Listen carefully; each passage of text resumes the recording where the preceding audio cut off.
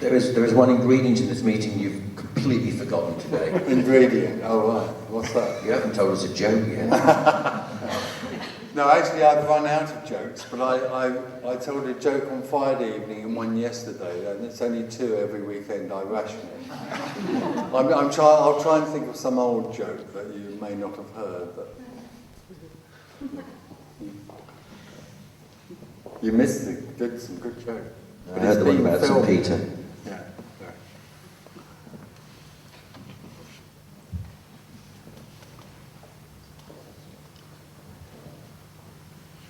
So there was a Methodist and a priest and a Catholic priest and a rabbi in an aeroplane, a private aeroplane that was flying to somewhere. And they also had there was a choir boy there. They were going to somewhere, to some sort of service. But it was a private aeroplane, and the pilot came out to them and said, I'm really, really sorry, but in fact there's something wrong with the engine of the plane.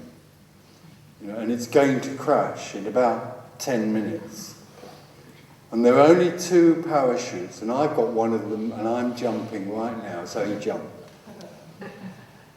And the Methodist said, this is awful, there's only 1 parachute, who are we going to give it to? What is a Methodist? Well, it's one of a religion, it's a religion. And he said, I think we should give it to the young boy, he has his whole life ahead of him, we should give the parachute to the young boy. And the rabbi said, oh, fuck the young boy. And the Catholic said, well, have we got time?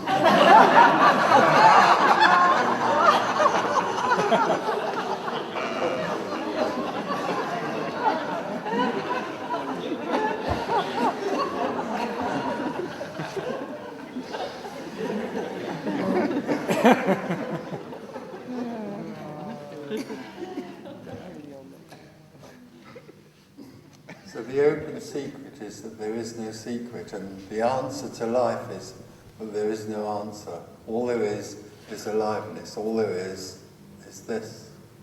Thank you. Thank you.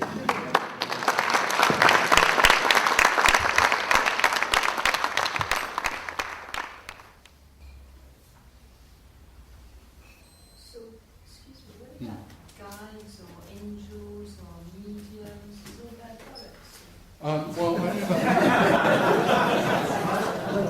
That's one way of putting it. But angels and guides, all of those things are simply experiences that happen to be. Like sitting in a chair and an angel appearing are the same thing. They look different. But they have no significance. They're just experiences that happen. Right now, at this moment, you're sitting there and there's experiences happening. But there's no one sitting there. All there is experiences happening. It's utterly as simple as that. And if angels appear, that's fine. They're not going to tell you anything of any significance.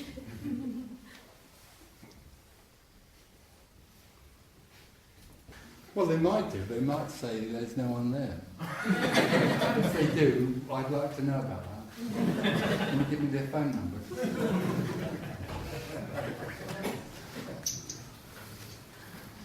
You might say Hail Mary, Hail Mary, full of grace. The Lord is with you. Hail Mary. Yeah. Did you hear about the boy that went? The boy that went to confession, and the priest said, "Well, what have you got to confess?" And he said, "Well, I've done something naughty with a girl down the road." And she said, and the priest said, "Well, was it Mary Lou down in High Street?" He said, "No, it wasn't Mary Lou." He said, "Well, was it Annie Smith up in Stroud Street?" No, he said it wasn't Annie Smith. "Was it Lottie Lenya up in..." No, he said it wasn't her. So he said, "Well, anyway, you do 10 Hail Marys." So he went out and his mate was outside and he said, "Well, how'd you get on?" He said, "I got 10 Hail Marys and 3 very good tips."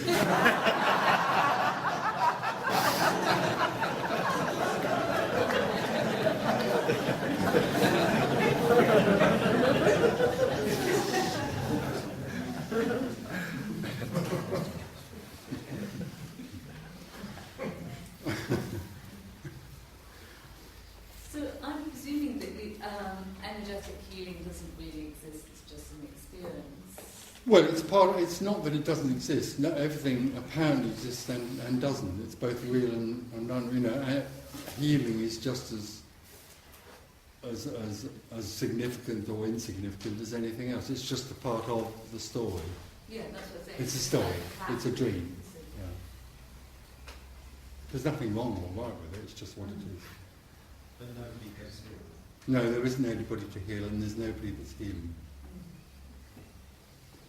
And the fact may be, or the appearance that you are, you heal somebody and they are healed, doesn't have any more meaning than that. It isn't.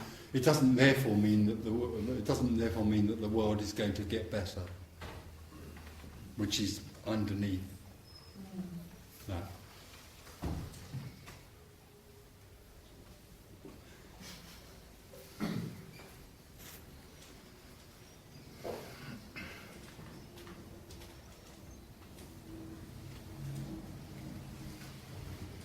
All there is this.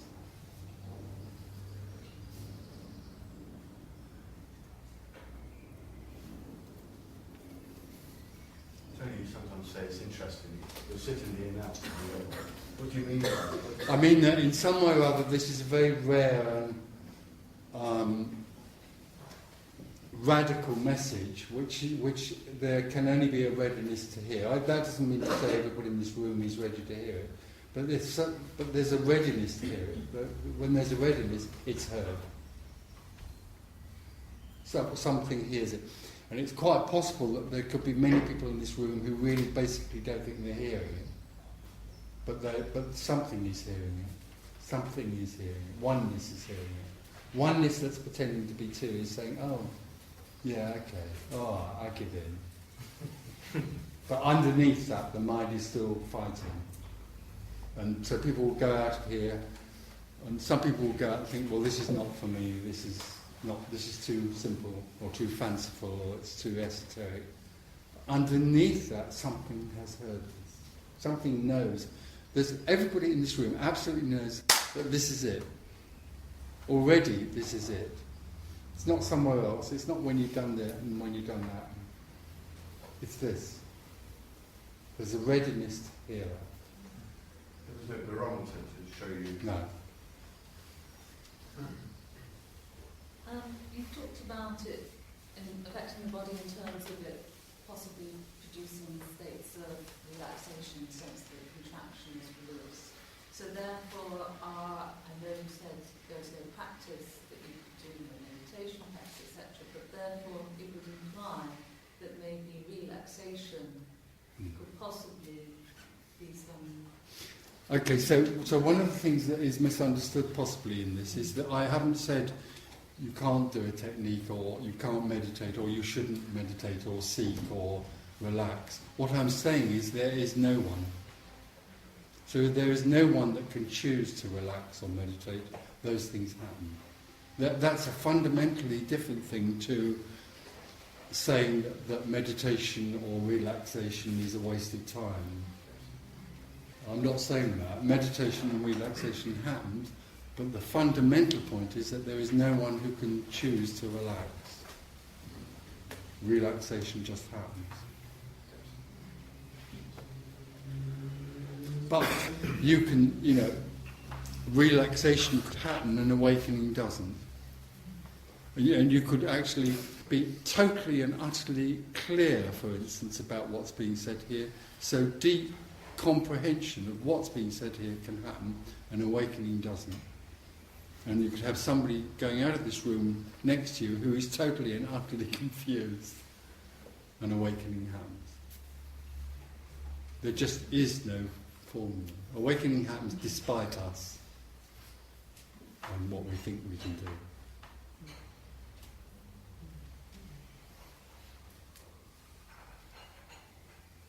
Before it happened to you, Tony, did you believe that something needed to happen? Oh yeah. I could give you a list, but it's boring. Okay. It's probably the same list as yours. Yeah, I mean, all seekers believe that in some way or other they have to become something or something needs to happen. Yeah. But you don't believe that. I know there is no one. Right. But you don't believe that your seeking had any effect. Absolutely, I know absolutely unquestionably it had none. In fact, my seeking was an avoidance, but there was nothing I could do about that. But then you didn't have another experience to know that it would have been any different if you hadn't. No. Did you? Nobody ever will. So who knows? No. It's a mystery.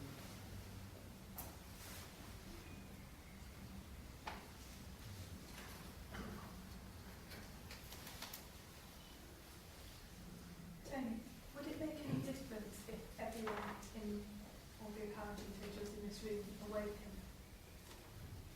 Yeah, I'd be out of a job.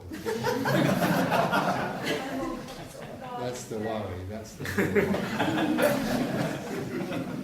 That nobody in this room will awaken, but it is possible that everybody in this room would there'd be a sudden dropping away of the idea that there is anyone sitting in this room, and then it would be the awakening would be the seeing that there is only this. Would it make any difference? No, none at all. Except the only trouble is that nobody would ask any more questions. Because they wouldn't. What would there to be to ask? They'd all just say, it's nice, isn't it?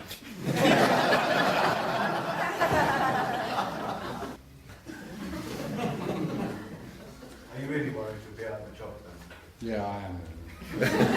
So what I do is I say as much as I can about this, but there's one little thing I never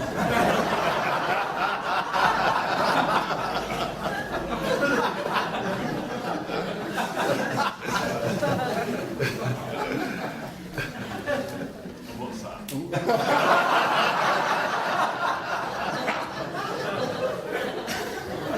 And every day when I leave home, Claire says, "Don't you bloody tell them, will you?" No, dear, I won't, no.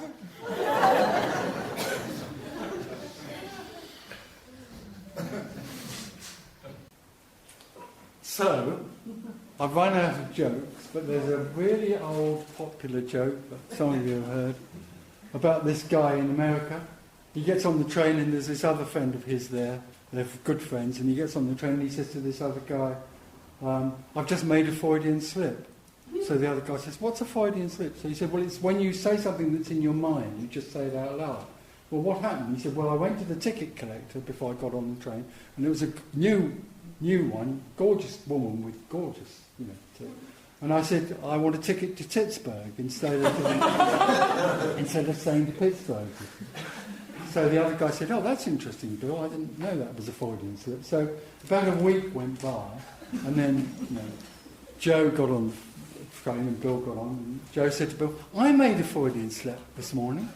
And Joe said, "Oh, what happened?" He said, "Well, I was at home with my wife. We were having breakfast, and instead of saying to her, 'Darling, would you please pass the toast?' I said, 'You've ruined my life, you fucking bitch.'"